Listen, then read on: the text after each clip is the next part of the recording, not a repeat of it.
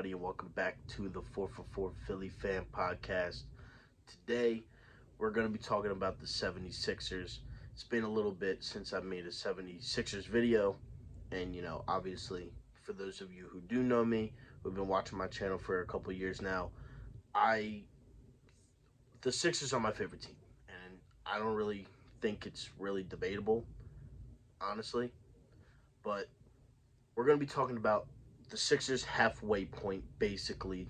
Tonight they play their 40th game against the Pistons, and then on Thursday they play their 41st game, the midway point of the NBA season, against the OKC Thunder.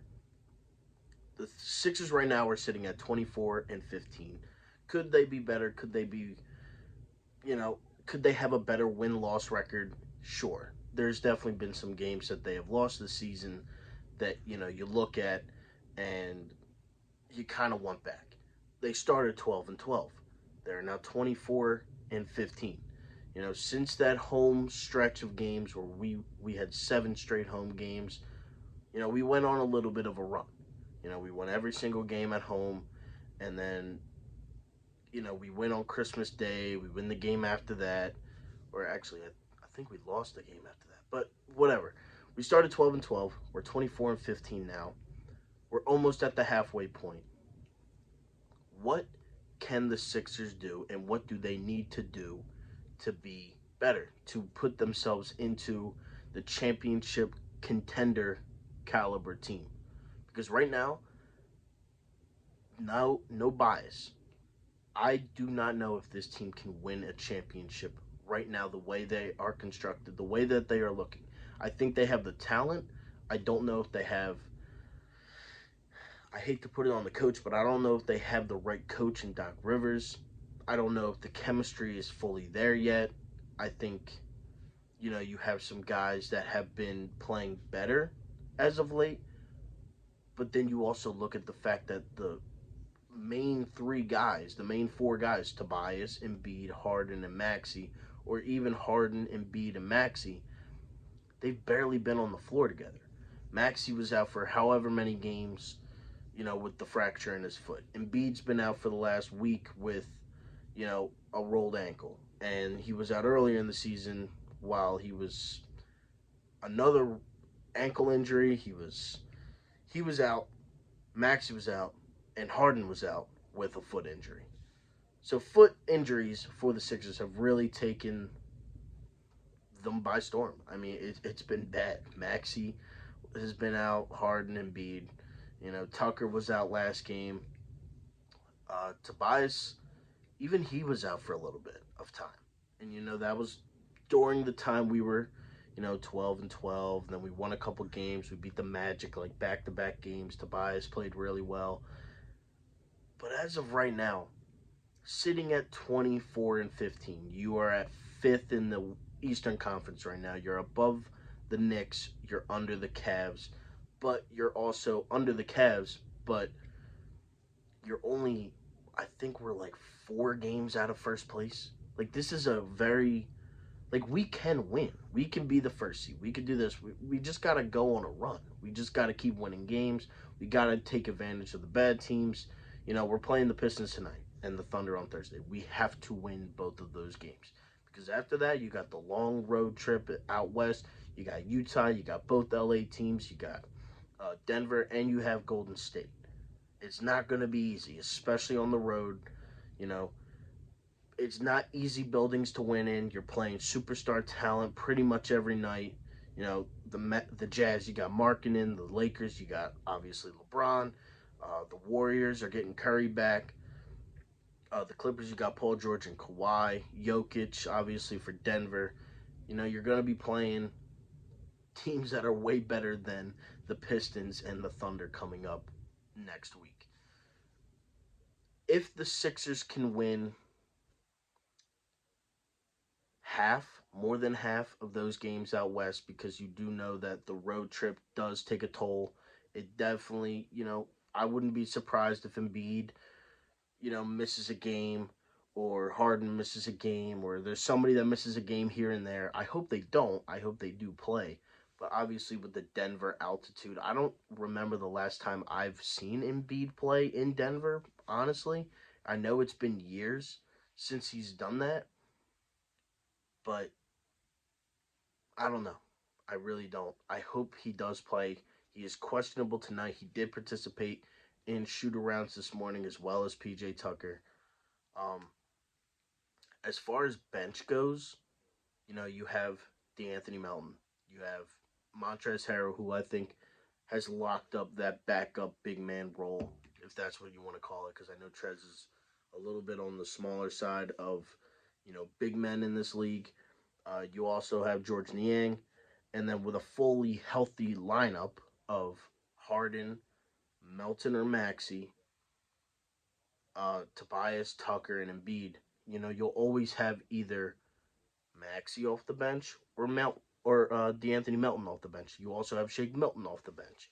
I think that this bench has not been an issue. I think there's been games where they have been quiet, but 90% of the games that I can remember, the bench has been very good. They have been solid, they have been serviceable, and in years past, they were the cause of the Sixers losing games. You take Embiid out, you lose. You took out, Butler, Simmons, whoever, you lost the game. That's basically how it went. When you put the bench in and Embiid or one of the better players on the team went to the bench, you lost that game. Because every time they did, they would be like minus 20. You would be putting out like Furkan, and you would be putting out like, I don't know, like Dwight Howard. Dwight, Furkan. Not saying that those guys aren't, good. I don't think they're great, but this bench that we have right now is, in my opinion, probably the best bench that we have had with Embiid. Also, I think DeAnthony Melton is the best role player under the Embiid era. I really do. I think he's better than JJ Redick, and I think he's better than Seth Curry. I think he's a way better. And honestly, the reason why I think that, defense, defense, defense, defense. It's the only reason why. I don't think he can shoot better than Seth. I don't think he can shoot better than JJ, but he does have a good three ball. He can go to the rack. Not great efficiency around the rim, but I don't want DeAnthony Melton driving to the rim. I need him out on the corners. I need him, at the top of the key. I need the guy to shoot and make threes. And then go on the defensive end and get a steal, get a tipped pass. And that's what he's done all year. He's been great. I think he averages like 2 steals a game off the bench. And I know he's been starting a while because Maxey has been out. But if we're being honest, when Maxey and Harden were in together, their defense was awful. I mean, our defense isn't great now, besides Embiid and Tucker maybe. But uh, the defense with Harden and Maxey to start and end the game, it can't compare to Melton and Harden. It can't. Even Harden, who has been better at defense this year, in my opinion. You add DeAnthony Melton to the better-ish version of James Harden's defense with Embiid, with Tobias, with Tucker, or with Niang. Because especially when you put Niang out there, you need to have DeAnthony Melton out there at all times. You need a good wing that can, George Niang, great at shooting. He's a great offensive three-point threat. Defense, he is probably the biggest liability that we have on this team right now. Defensively, the amount of time I know. I mean, look at him. He's not as fast. He's not as athletic. He's a 3-point shooter. That's it. He's not a 3 and D. He is a 3-point shooter. That's all he does. And look, he does it very well. He's shooting at an over 40% clip.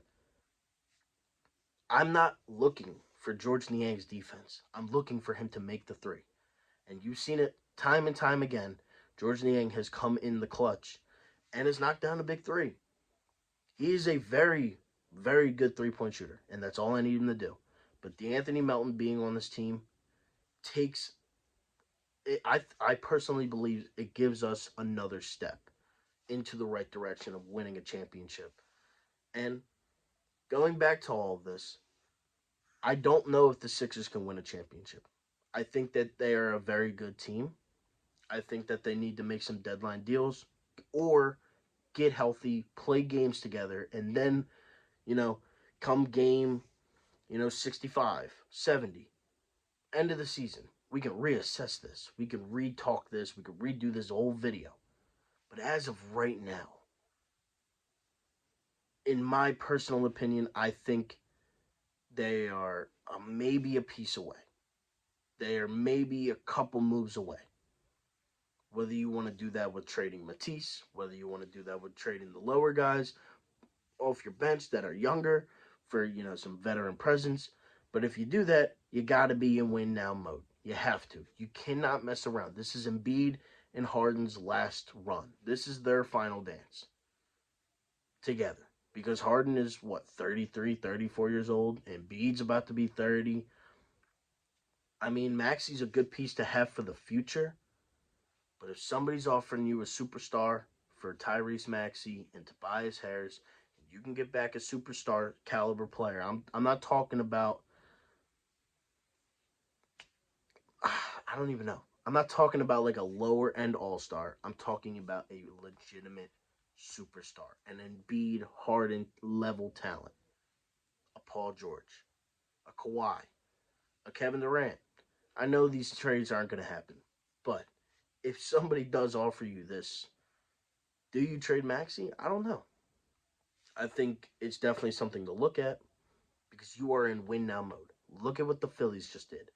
They are in win now mode. You know what they did? They traded Matt Vierling. They traded Nick Maton. You know why? Because they don't fit.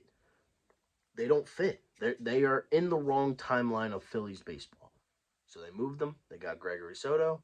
And guess what? You have I believe, one of the best rotations or one of the best bullpens in baseball at this point in time. It's all about timelines. And Embiid's timeline and Harden's timeline, they are matched. But it's a very short timeline. It's not going to last for long. So you got to capitalize now. We are at 39 games on the season. The Sixers are sitting at 24 and 15, fifth place in the Eastern Conference. You got the Cavs, the Bucks, the Celtics, and the Nets above them. Kevin Durant just went down with a knee injury, I think. So, hope he gets better fast. Kevin Durant's one of my guys. But you might see them drop off a little bit. Who knows what the Cavs are doing? Boston's been losing a little bit more. Milwaukee hasn't been as dominant. It's only a 4-game span of fifth place to first place. Anything's possible. You can win this conference. You can win this division. You can get the number one seed. I fully believe that.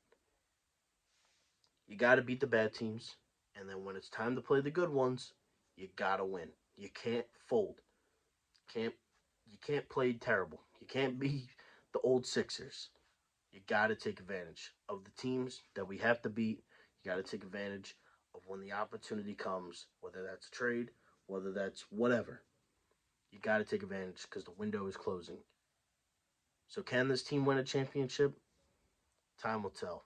And I hope they do because I'm a huge Sixers fan and I would love to see Joel Embiid on a float going down Broad Street in June. I would. But with that being said, thank you all so much for watching. Let's go Sixers, baby. Sixers Pistons tonight at Wells Fargo Center. Thank you all so much for watching, and I'm out. Peace.